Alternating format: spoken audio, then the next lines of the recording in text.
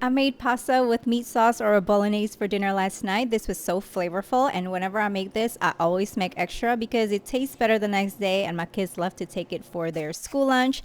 For starter, you'll need to finely dice some carrots, celery, onion, and minced garlic. You can also do this in a food processor if you don't feel like chopping all this stuff up. I do sometimes. And now you're going to add some olive oil into a heavy bottom skillet and add some diced pancetta. Cook until nice and crispy. Then you're going to add some ground beef and Italian sausage. Break it apart as you go, and once it's no longer pink, remove it into a bowl. Now drizzle a little bit more olive oil and add the diced onion, carrots, and celery. Add a pinch of salt and cook until softened, about 5 to 7 minutes or so.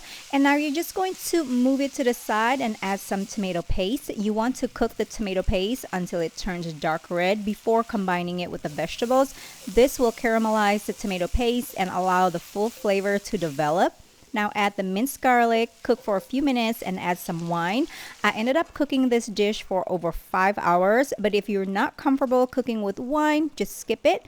Now return the meat back into the skillet, add some salt, pepper, Italian seasoning, garlic, and onion powder, pretty much whatever seasoning that you like. Give it a stir. Here I have a can of whole peeled tomatoes. You can use crushed tomatoes if you like, but then you won't get to crush them with your fingers like this. Literally one of my favorite things to do.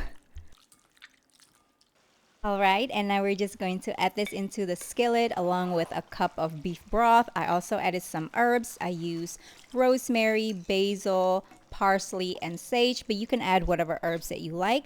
I also added some bay leaves and parmesan rinds. Let this come to a simmer, close the lid, and you want to stir this up every 20 or 30 minutes or so. The longer you let this simmer, the better it's going to taste. I think I ended up cooking mine for about 5 hours. And in the last 45 minutes of cooking, you're going to remove the herbs, the bay leaves, and the parmesan rinds. Add a cup of milk and cook for another 45 minutes. And now you're going to start cooking your pasta. You're going to add some salt, and you can use whatever pasta that you prefer. Cook al dente per package directions.